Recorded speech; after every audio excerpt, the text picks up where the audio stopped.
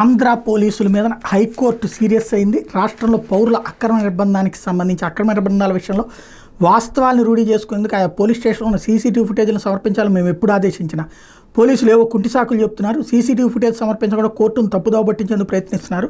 ఇలాంటి తమాషాలకు full stop పెట్టాల్సిన సమయం ఆసనమైంది.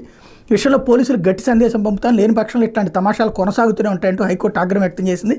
సీసీటీవీ ఫుటేజ్ను తమ ముందు ఉంచాలంటూ ఇచ్చిన ఆదేశాలను అమలు చేయకుండా సీసీటీవీ కాలిపోయిందని, ఫుటేజ్ లేదంటూ అఫిడవిట్ దాఖలు చేసిన పల్నాడు జిల్లా Machivaram police station house officer SHO మీద హైకోర్టు మండిపడింది. అతని మీద తక్షణమే క్రమశిక్షణ చర్యలు తీసుకోవాలని స్పష్టం చేసింది. అట్లాగే తమ ముందున్న వ్యాజ్యాలు అతను సుమోటోగా ప్రతివాదిగా చేర్చి కోర్టు ధిక్కార చర్యలకు ఉపక్రమిస్తామని చెప్పింది. వ్యవహారంలో పోలీసుల మీద ఏం చర్యలు తీసుకోవాలో స్పష్టతనివ్వాలని ప్రభుత్వాన్ని ఆదేశిస్తూ విచారణని జనవరి 7వ తేదీకి వాయిదా వేసింది. ఈ మేరకు న్యాయమూర్తులు జస్టిస్ రావు రఘునందనరావు, జస్టిస్ కొంచెం మహేశ్వరరావు ధర్మాసనం సోమవారం ఉత్తర్వులు జారీ చేసింది.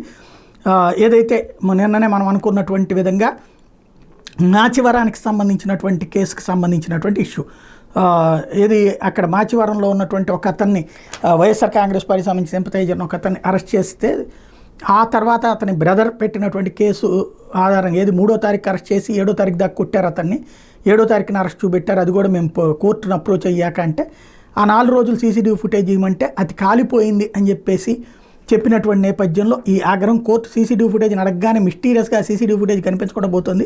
మీరు చెప్తున్నాను సింపుల్ వ్యవహారం కాదు ఇది, మేము కఠినంగా స్పందించుకుంటే ఈ తమాషా ఆగేలా కనిపించడం లేదు.